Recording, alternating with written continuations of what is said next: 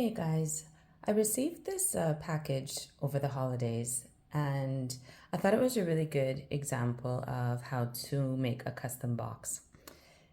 So I'm going to just kind of show you a little bit what we've got here. So this, if you flip the box over, you can usually see the size of it.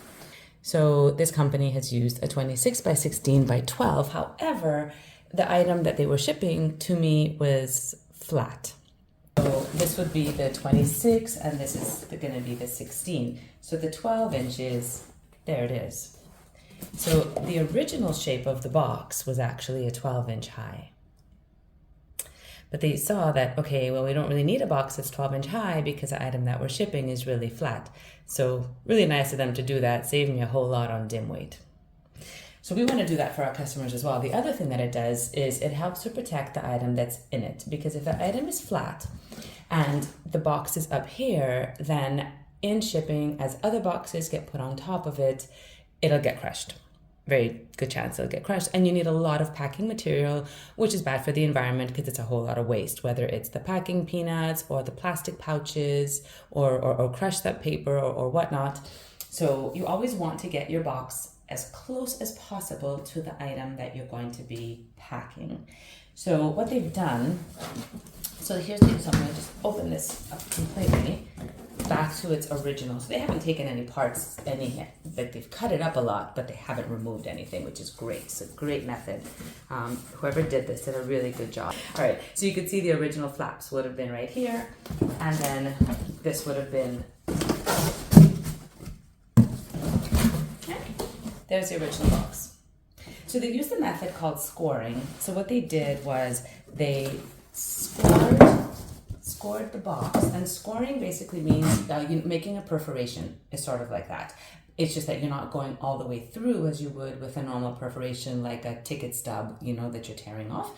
You're not gonna go as far as that because you don't want to put a hole in the box, but you do want to put enough of a dent so that you can fold it. If you don't do that, you're gonna get this kind of weird bend that is not straight. They've basically taken a scoring tool and they've run it along the edge as the box was laying flat.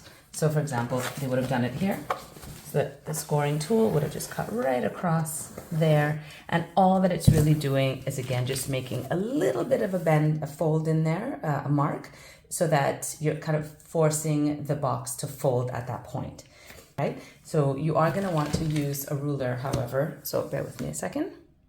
All right, so we've got a ruler. So if I was scoring this edge here, you would take a ruler and some other, tool and just go right up along here, and you're just making a line, and that's just going to make the box easier to bend at that point. And then you're going to go all the way around. So you're going to do it here, here, and there again. Right, so they've gone all the way around on that, and then, so remember that this was the original box, right? So they took a knife and sliced it right here all the way up to the point where the score mark is. And you want to do that on all four sides. So you're going to cut it there, and you cut it on the opposite side as well. Then what you're able to do is start folding it, not in the original fold that came from the manufacturer, but on your score line. So you're folding it here, there's the other side, you have another line here, and because you've cut this, you can now fold it over, and then you can fold it over. It's really, really well done job.